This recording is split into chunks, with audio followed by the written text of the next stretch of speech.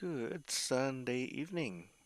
Um, I told myself I wouldn't start with but there we went. This is a tour of the Titanic Honor and Glory Demo 401. I think I called it Project 401. Project 401 is coming later this year. I have nothing to do with this. I'm just a fan of this project, which eventually will come to reproduce 100% of Titanic. Which will be pretty incredible. Right now, this demo, I believe, is about, well, it says at 50%.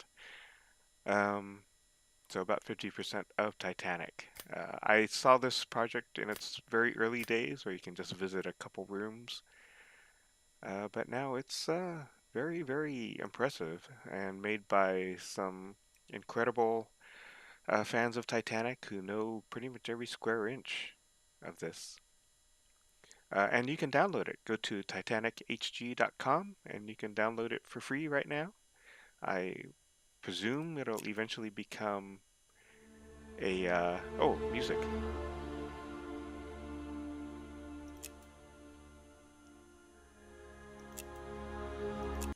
I presume it'll become a paid project. We're looking at a still screen right now just while it's loading, and you'll see this fairly often as you transition from one part of the ship to another. And now we are in the demo. So if you're a first class passenger and you're boarding the ship, you get off the gangway. Oh boy, I didn't realize my cup of water was interfering here.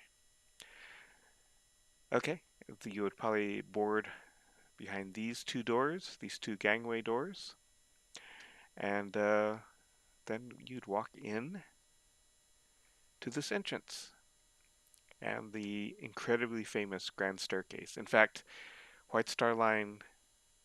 Hold on, just a second. Yeah, White Star Line ads showed the grand staircase on Olympic and Titanic.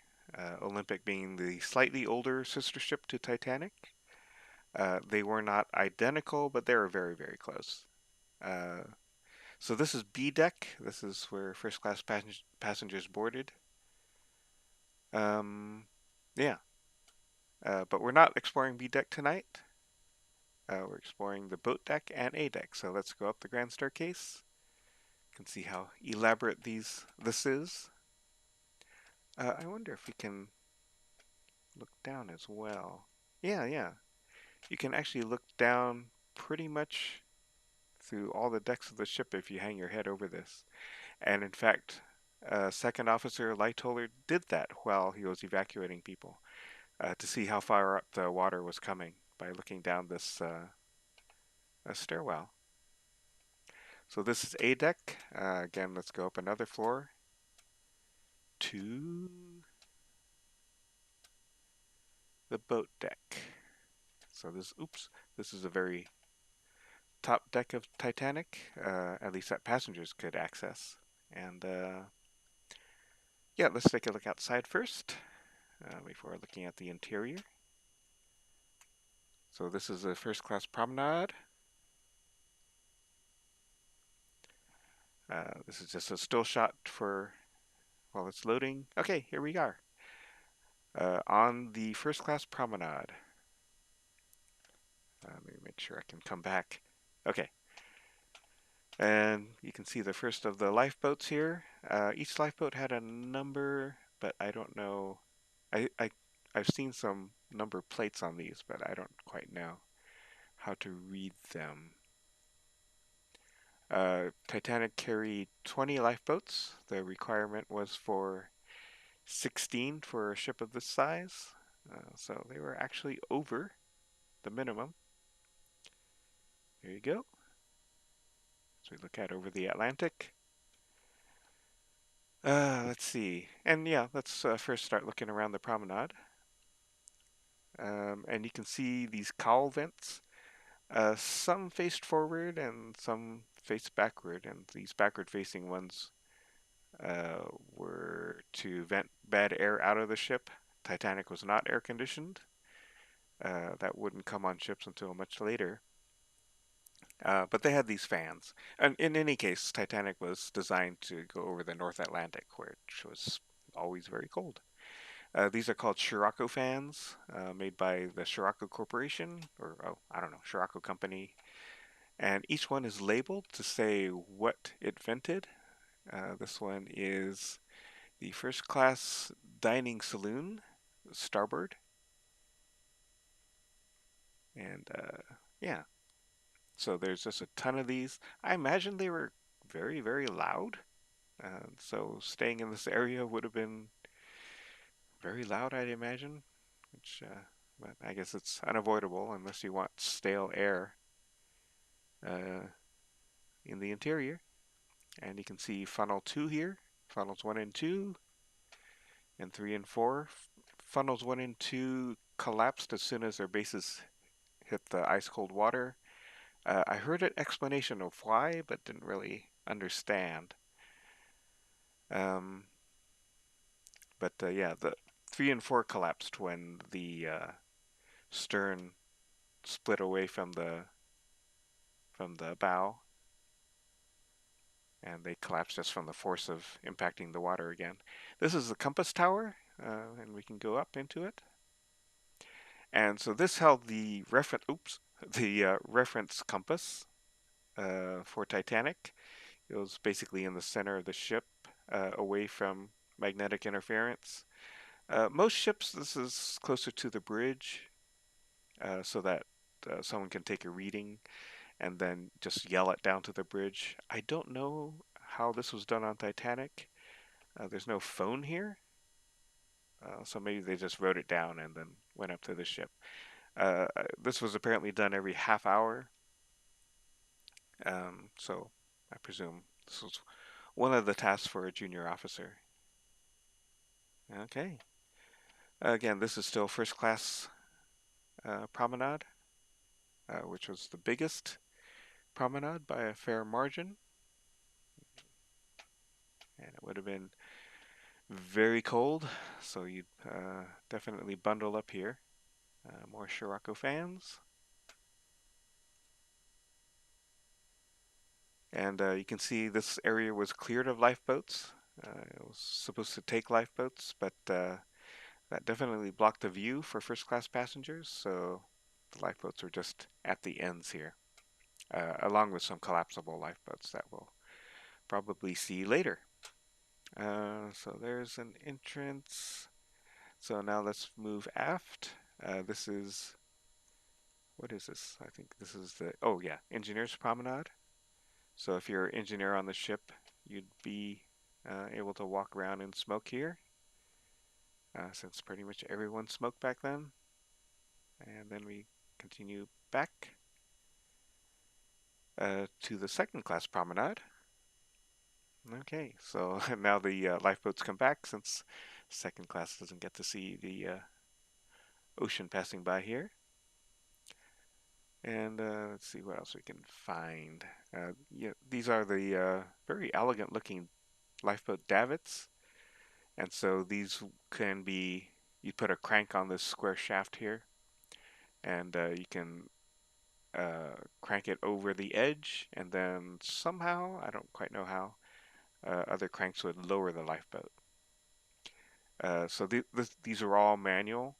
After Titanic sank, the younger sister ship Britannic was fitted with electric gantry um, lifeboat davits, which were incredibly efficient. They got an amazing amount of people off the ship, even though it only took 55 minutes for Olympic to sink. And they could even stack the lifeboats on the deck, and the electric gantry would just pick them off the stack. They would load passengers on them, and then the electric winch would lower them into the ocean. Incredibly efficient. But Titanic, we were all hand cranked. And White Star Line did had been planning to allow for more lifeboats in case the law changed, and it did change after Titanic sank. And Olympic and Britannic or Olympic at least, carried 64 lifeboats, I think, after Titanic sank. Um, yeah, and there's rumors that some of Titanic's lifeboats became Olympic lifeboats, but that never happened. Initially, they got some old lifeboats from other ships, but eventually it got its own lifeboats.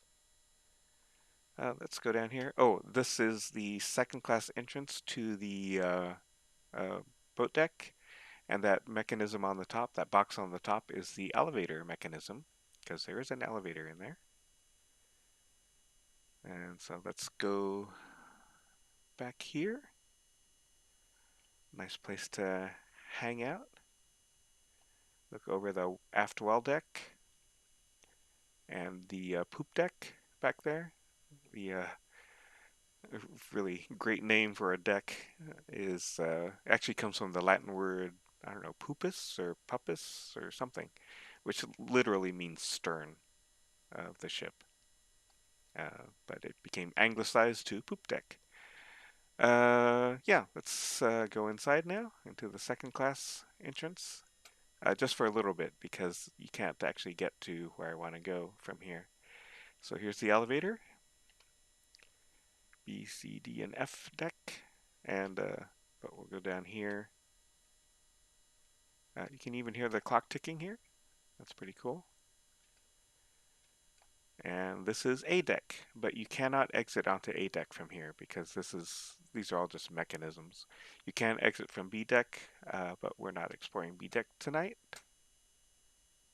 And just look how incredible this modeling is. And oh yeah, these sort of like crown moldings um, are the Olympic design. We're not actually sure what Titanic had here. Um, Titanic was not well photographed simply because she didn't last very long. Olympic had a 24-year long career, and so there are lots of photos of Britannic. And okay, so we're on the starboard side. A lot of people call the fourth funnel the dummy funnel. I don't know if there's any smoke coming out of it, but it wasn't a dummy funnel totally. It didn't. It wasn't a funnel for the main boilers, but it did vent bad air from the inside, and sometimes you did see smoke coming out of it because there was one fireplace on Titanic, one real fireplace on Titanic. There were many fake ones, but there was one real one, and this smokestack vented was the flue for that fireplace. Oh yeah, and this. Oh, by the way, these are apparently cargo loading winches. I don't quite know why it's here, away from the cargo davits, but yeah, I'm not sure. Anyway, this funny room is the is just a protective cover for the aft grand staircase. Titanic had two grand staircases, but the ones you see in the movies and is always the forward one. But there was an aft one. It was quite grand, but not quite as grand as the forward one. And it did have a glass dome, and this was the protective cover for it. So these are glass panels at the top that still let natural light through. So you couldn't actually go in here. I suppose there's a hatch somewhere for maintenance, maybe, or maybe at the top. Okay, so let's go forward again to the engineer's promenade, and then the first class promenade. The third class promenade was on the poop deck and the well deck, I suppose. The well deck's pretty small though. As it's loading. Okay. Let's oops. Let's run here now. Get back to. Oh, I know what to show next. Right here.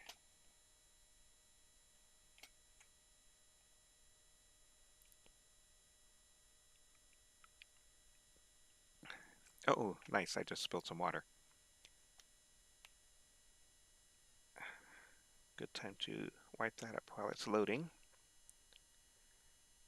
Okay, so there's the grand staircase now, but in here was the gymnasium. Oh, that's nice, isn't it? You can see sort of the shafts of light coming in. Um, yeah, so this was a table. No one knows what the table was for. Maybe massage, although there's no hole for your face, so I don't know. Yeah, so these are the stationary bikes. The one on the left is for ladies, and the one on the right is for men. And this mechanism lets you have races. As you biked, these hands would turn. I don't really know what the units are or what the Y and S are. And here's a punching bag. Punch! And it even animates. I don't know what most of this stuff is. Here's a rowing machine. And there's some very poor taste jokes you can make about that. No idea what this stuff is for. One guy designed a lot of these, and he had some weird ideas about health and fitness. I suppose in 1912, most people weren't quite sure how that worked. There was other gym equipment in these drawers, like medicine balls and stuff. There's a horse riding machine. I think it just rocked back and forth. I don't know how that made you fit, but maybe it did. Real horse riders are pretty fit uh, from from the motion of the horse. This, I think, this was a like a back rubbing machine, but no idea how that worked. And if you're first class, couldn't you just pay someone to rub your back? Oh, this was a like a belly bumper. I don't know what you call it. It would like bump against your belly. I suppose it's sort of like those machines from the 70s that had that belt, and the belt would shake, and supposedly you'd lose weight, even though you didn't. Okay, so that's the gymnasium. Go punch the punching bag again. Ah, there we go. All right. Oh, hold on a second. I want to bring up my deck maps.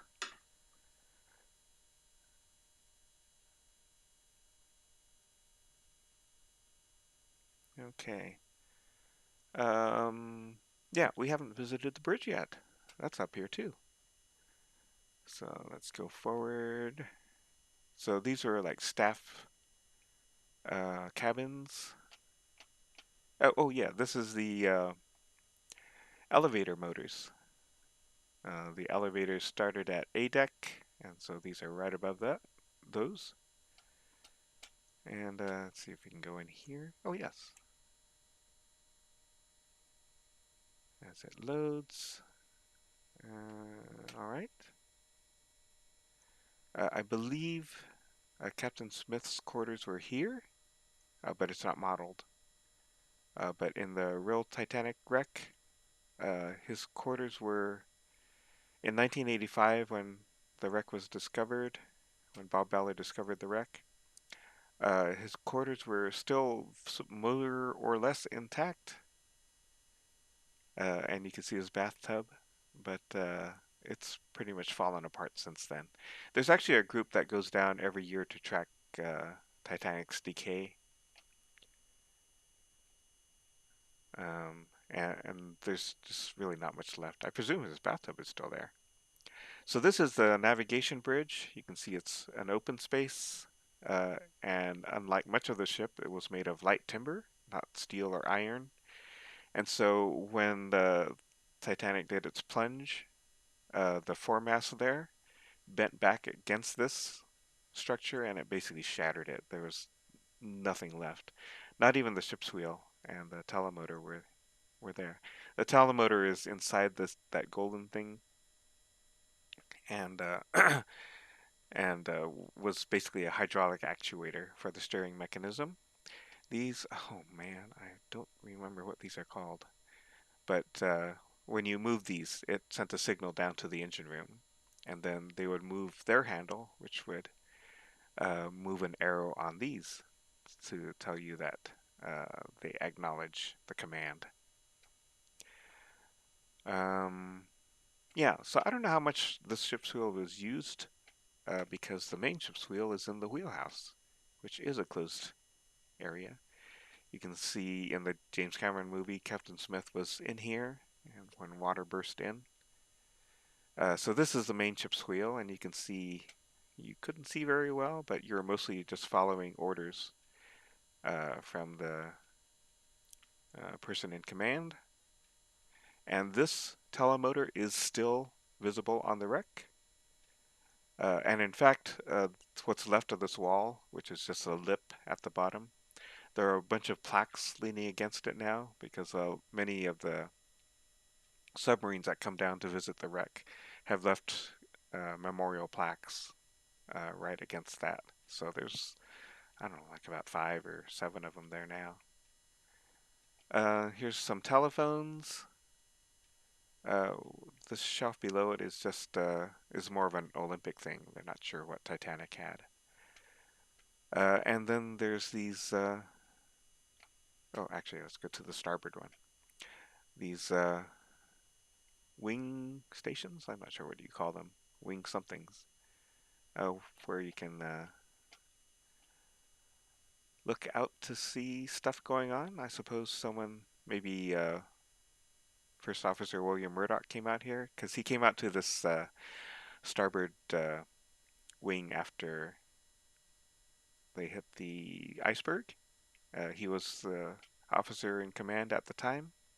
He had taken over, or he had relieved uh, Second Officer Charles Lightoller, and both of them are in the James Cameron movie. I may talk more about Murdoch. I will talk more about Murdoch as time goes by. In fact, right now, Murdoch is probably responsible for saving more lives than anyone.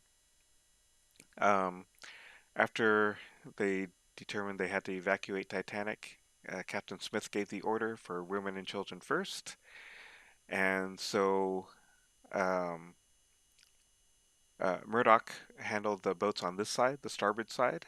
He was in charge, and he followed that to the letter. He loaded women and children first. If there are empty seats and no women around, which happened fairly often, or no willing women around, any men who were waiting for a seat on the lifeboat, he told them to get in. And so very few lifeboats with empty seats were launched from the starboard side because of William Murdoch. But meanwhile, on the port side, Second Officer Charles Lightoller was in charge, and he didn't follow the orders quite that way. He interpreted them to mean women and children only. So if he ran out of women and children, he just launched the boats. So a lot of, half-empty lifeboats were launched from Lightoller's side, and men couldn't go. So he isn't given quite as much credit for saving lives, although he definitely saved many, many lives that night. Okay, let's go back inside. Oh, the Marconi room. Gotta visit that. So here it is. This is the Marconi room. Um, so they would tap out Morse code on these Morse things. I have no idea what they're called. Oh, it looks like there's like a suction system with those tubes. No, I didn't realize there was one on Titanic. Um, yeah, and then in the room here, I suppose, is where the radio operators stayed. One was William Bride. I have their photos up here. Uh, let's see. Oh, Harold Bride. He was the assistant radio operator, and this is Jack Phillips, who was the primary radio operator. They were not employees of White Star Line. They were employees of the Marconi Company. And yeah, and Harold Bride survived. He lost track of his friend Phillips, so we don't know what happened to him. He got lost in the crowd and then did not survive. Um, yeah, here is the room where you plug in your electric guitar to the amps. And no, that's not true. This is where a lot of the radio equipment was. So If there were any issues, they would come in here and fix them, and they did fix issues on Titanic. You can see how complicated the system is. Okay. Let me see. How do you get out of here? Okay.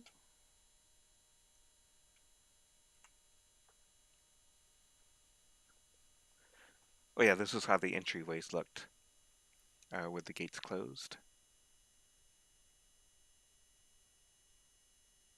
As we wait for the first class area to load. Okay, so that's pretty much a deck. It's one of the smaller decks. And yeah, here is the glass dome over the forward grand staircase. That is frosted glass and a wrought iron frame. And it is completely gone. No one knows where it went. And the stairs are completely gone too. And I showed you for a second. This is what the grand staircase looks like today. And it's just a huge hole. Um, and James Cameron may have actually accidentally found out why this happened because they built this grand staircase in basically the same way that Titanic's was built. And in the scene where they flooded it, the grand staircase fell apart and floated up to the top. And after Titanic sank, a lot of people in lifeboats noticed a lot of wooden boards floating in the water. So, maybe some of that was the grand staircase. Okay, let's go down to A deck. These things are heaters. As I said, there was no air conditioning on Titanic, and you basically didn't need it for transatlantic trips, but you did need heaters, and they're all over the place. Yeah, here's the cherub, the famous cherub. And let me get my deck map for A deck here, and go forward. So we're on the starboard side going forward. And here are the elevators right here. And yeah, they go deeper down than I would have expected. Oh, this one goes to E deck. The elevator at the back in the second class area goes down to F deck, apparently. Okay, what's this say? Smoking is strictly forbidden. Oh, I'm kind of surprised there's any place that forbidded smoking back then. And yeah, so these are passenger cabins. You can see how narrow some of these passageways were. Some were even half this width, roughly. Look for any open cabins. I think there is one up here somewhere. And not here. Oh, here, right here. So this is a first class cabin. If you saw the James Cameron movie, you might be surprised how not fancy it is. But uh, Titanic's cabins were first class cabins had a huge variety, um, depending on how much you were willing to pay. And you might be thinking if you're like on a Carnival cruise or something and had a economy cabin that it was actually about this nice, maybe in some ways at least. But this was 111 years ago, and Titanic was absolutely the most, and Olympic were absolutely the most luxurious ships on the sea. And yeah, it's quite small, kind of surprisingly small, I suppose. But at least you had running water, which many cabins did not. This one did not have a private bathroom. You had to use a common bathroom. And there's your heater. Okay. And let's see. I guess I'm going. That was the starboard side, right? And oh yeah, this is the gents lavatory. And there's your toilet. And there's no tank because it just gets water from above.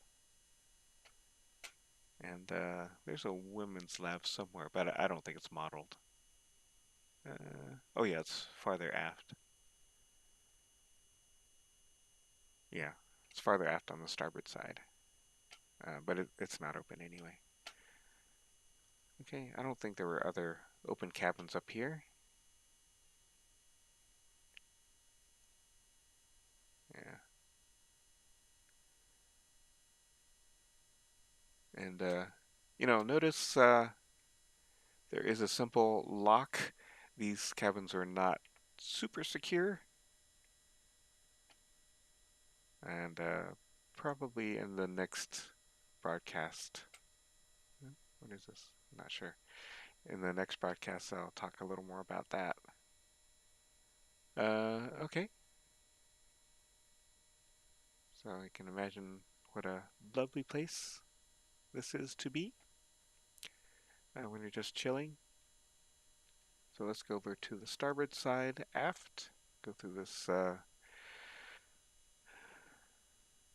revolving door. Couldn't remember what it was called. Now there's this huge blank space. This is actually not a room. One of the funnels flues would go through here. Oh yeah, yeah. Oh, this is a really pretty room. This is the reading and writing room. It looks like you could have a little audience here, sort of. I don't know. I presume you have to be kind of quiet here, and they have some writing desks and places to socialize or, read a book. Seems a little feminine in design, so maybe this is a place where ladies hung out. Yeah, so I said there's only one fireplace, and this is not it. This is an electric fireplace, designed to look kind of real. And a nice clock there. Okay, as we continue farther aft, this is the first class lounge, where I suppose you socialize. Boy, look at that. That's really, really something. It's really sad to know this lasted for such a short time, and it's now just destroyed.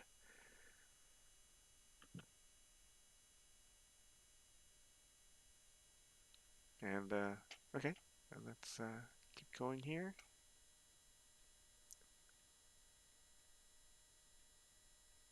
Yeah, look at this. This is really something. Looks like you can play poker here, maybe? Bridge.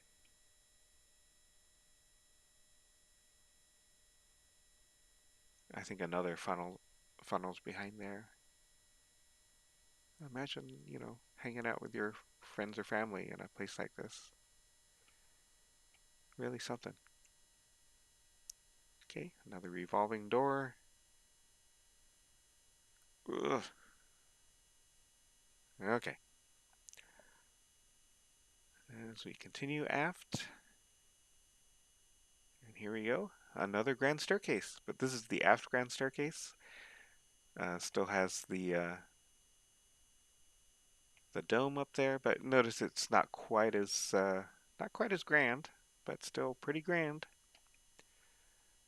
And we need to go in here. This is the cabin. So this is a bathroom here, and this is a first class cabin. Notice that the plans for Titanic are here. If you can guess why, this was Thomas Andrews' room. He was the last designer of Titanic, and he was lost on this trip. He was apparently spotted staring at a clock at one point, which you saw in the movie where Rose was talking to him. But yeah, this was his cabin. And not quite a private bathroom, I guess. I'm not sure. Oh, yeah, and I have a photo of Thomas Andrews here. Thomas Andrews. No one knows what happened to him. Let's go to the corresponding room on the other side. Oh, here. And so you see a camera there, and because this was, at least for a time, the room of, did I close his image? I guess I did. Oh no, it's right here. This is the Father Francis Brown. Um, he was in the early part of the trips on Titanic. By that I mean there was a voyage from Belfast down to Southampton, and then to Cherbourg, France, and then to what was then called Queenstown, Ireland, Republic of Ireland. Well, back then it was all the Republic of Ireland on that island. There was no Northern Ireland back then. But he was famous for being an avid photographer, so he may have had a camera kind of like this. And he took many photos, mostly of the exterior of Titanic. It was probably a little difficult back then to take interior photos with the slow film they had back then. But a lot of Titanic photos are because of him. He did not cross the Atlantic. Uh, he asked his managers, I guess, I don't know, if he could cross the Atlantic, but they needed him back. So he unembarked, disported. I forgot what it's called in what is today Cobb, Ireland, Republic of Ireland, and went back home and avoided this whole mess. Okay, so now we have, this is the smoking room, I believe. Yes, it is. And look at this stained glass. Kind of a shame that there's so much smoke going on these, but I guess it didn't really have time to get damaged by the smoke. You can see the ashtrays and yuck, the spittoons. Boy, that if Titanic's stained glass looks like that, that is really something. That's amazing. Hmm. And this was a place for gentlemen to socialize and smoke and drink. Uh, it was not off limits to women, and in fact, uh, if women wanted to go from the forward part of the ship to the aft without going outside in bad weather or the cold, they have to walk through the smoking room. And so lots of women went through here. They just didn't stay here. And this is the one real fireplace. And yeah, the flue went through the fourth stack, fourth funnel. That's the word I was looking for. Wonder if it really had these lions here. Another lovely clock. Huh. Illuminated stained glass, maybe? And yeah, so this was a first class space. What do we have here? Balkan mixture? I don't know what that is. Oh, is this like snuff or chewing tobacco or something? Could be. Yeah, maybe for pipes. Huh, didn't see that before. Oh, what do we have here? Oh, okay. Project 401. Yeah, that's this virtual model ad. And you can see a pass-through if you wanted to order a snack, sandwich or something. You can get that through here. But here's a place that women did hang out, which is the veranda. Oh, that's not totally what it was called. Let me look on the deck plan. That was the veranda and palm court.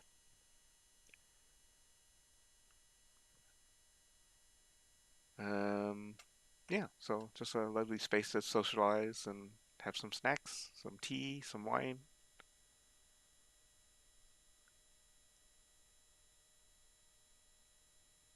Yeah, we can go through the doors here. These were apparently sliding doors.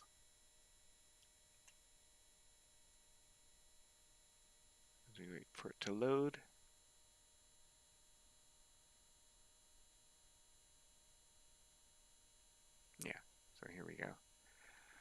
Um, yeah, so this is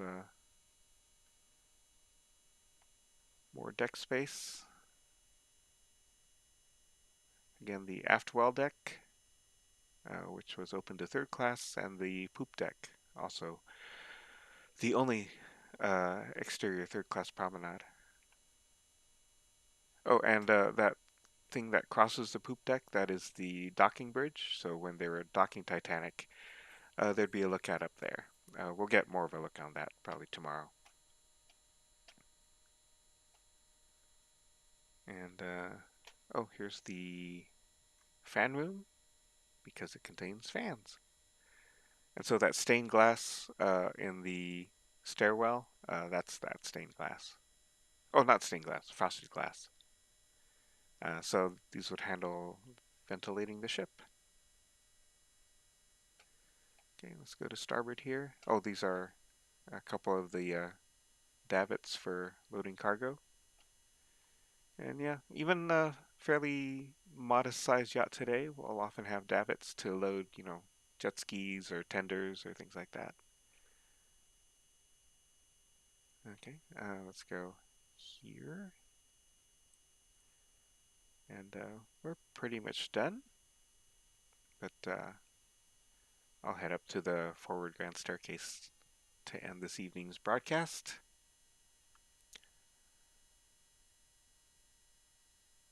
Okay, so this is the starboard side palm court. Oh, what was it called again? Oh, veranda and palm court. Let's go in here. This is for staff.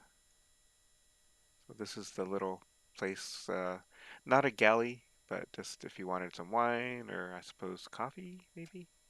Yeah, hot water here, tea. Uh, you know, comes from England and Wales and whatever, Ireland. So you probably want tea.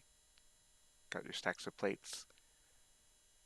So they would make the stuff in the galley, or Danishes, and they'd make stuff in the galley and then bring them down here, and then first class passengers can get them. I don't see a payment method, so maybe it was included. Really not sure. Oh, a telephone. Oh, another, whatever these are called. That lets you know if a passenger needs you for some reason. Okay, let's go through here. More plates, wine, hot water. Back in the smoking lounge. Wait, was there a place to get to? Oh yeah, there's one of the call buttons. So if you needed a steward, you can push that button. Hmm. I don't see a way to access that window. Okay. Let's stop getting cancer in this room and head forward. Okay. Across here.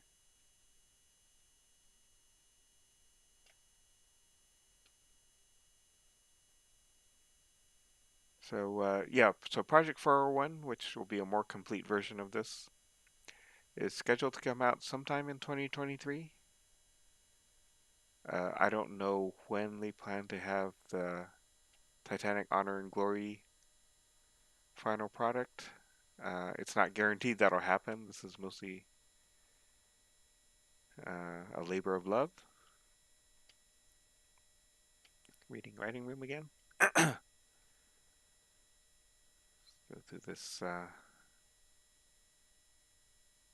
revolving door, and we'll end things here for tonight. Let's get a good look at this cherub.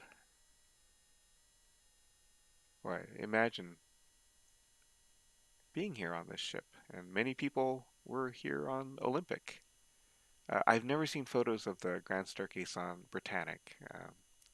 Britannic was a hospital ship for all of its career, for its short life. Um, and in fact, it wasn't called the RMS Britannic, it was the HMHS